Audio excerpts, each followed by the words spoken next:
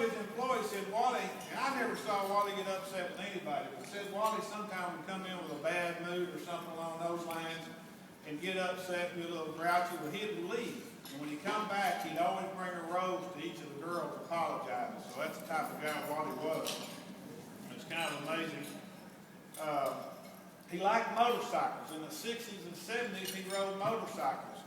And he didn't like hospitals, but he did have a wreck, broke his rib or something on a motorcycle, kind of ended his motorcycle days. In my understanding, he used to ride for Jim Schrock, who was an ex-line member here of our club. And he enjoyed that. Well, he got out of that.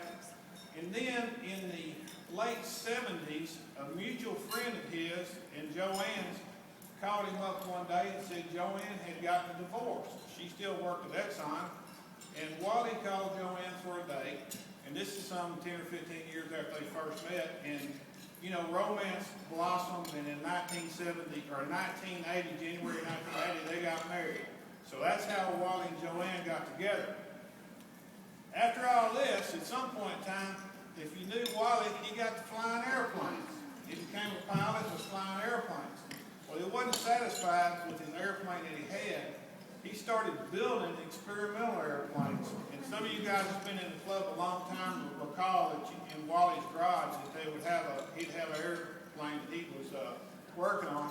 He had one friend flying his airplane that had a little bit of a problem. He had to land it on the fairway out at April Sound. So